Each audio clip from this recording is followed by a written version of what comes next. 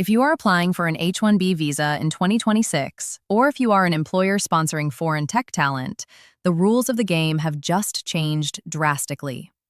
The U.S. Citizenship and Immigration Services, USCIS, alongside ICE and the FBI, has officially expanded a massive fraud investigation program known as Operation Twin Shield.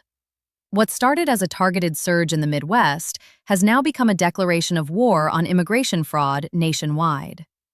In this video, I am going to explain exactly what Operation Twin Shield is, how the brand new Beneficiary-Centric Lottery works for the upcoming March registration, and why unannounced site visits could impact your current employment. Let's start with Operation Twin Shield. Recently, USCIS launched a massive, multi-agency investigation in the Minneapolis-St. Paul region. Over the course of 10 days, federal officers conducted more than 900 site visits and in-person interviews. They uncovered an alarming rate of fraud, specifically targeting abuses in the F-1 student visa system, STEM OPT extensions, and the H-1B visa program. The operation was so successful in identifying shell companies and forged documents that USCIS Director Joseph Edlow announced an all-out war on immigration fraud, signaling that any city could be targeted next. This means USCIS is no longer just processing paperwork. They are actively hunting down fraudsters who game the system. Why is this happening now? For the last several years, the H-1B lottery system was heavily manipulated. Because demand for the 85,000 available visas far exceeds supply, scammers found a loophole.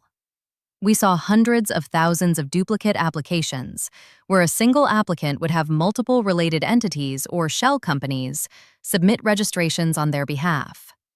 If you had 10 companies submit your name was in the hat 10 times. It was completely unfair to legitimate workers who only had one real job offer, and it severely clogged the entire immigration system. To combat this, the Department of Homeland Security has finalized the beneficiary-centric selection process.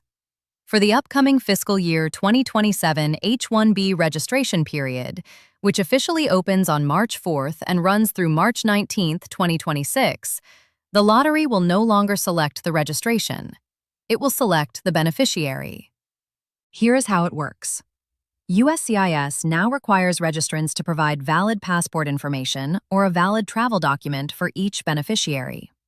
Your unique passport number is entered into the lottery system only one time. Even if 50 different employers want to hire you and they all submit a registration, you still only get one entry in the lottery. This structurally limits the ability to exploit the system and ensures that every single applicant has the exact same mathematical chance of being selected. But the crackdown goes further than just the lottery. Under the expanded oversight of Operation Twin Shield, USCIS is aggressively increasing unannounced, on-site visits to companies after an H-1B visa is approved. Federal agents are arriving at office buildings to verify that the sponsoring company actually exists, that the prevailing wage listed on the labor condition application is actually being paid, and that the foreign worker is performing the exact specialty occupation they were hired for. If an employer is caught colluding with others or running a shell operation, the penalties are severe. Visas will be revoked, the worker faces deportation, and the company will be referred to ICE and the Department of Justice for criminal prosecution. While this sounds intimidating, it is actually incredible news for legitimate applicants. By clearing out the scammers and the duplicate registrations, there are thousands of open slots returning to the genuine professional workforce. Furthermore, if you are selected in the new Beneficiary-Centric Lottery and multiple legitimate employers registered you get to choose which company you actually want to work for. It gives the power back to the highly skilled worker. Before you go, let's see if you are paying attention. Here is the question of the day. Under the new beneficiary-centric H-1B rules, what is the lottery selection based on? Is it A, the number of companies that sponsor you, B, your unique passport or travel document number, or C, how early you submit your application?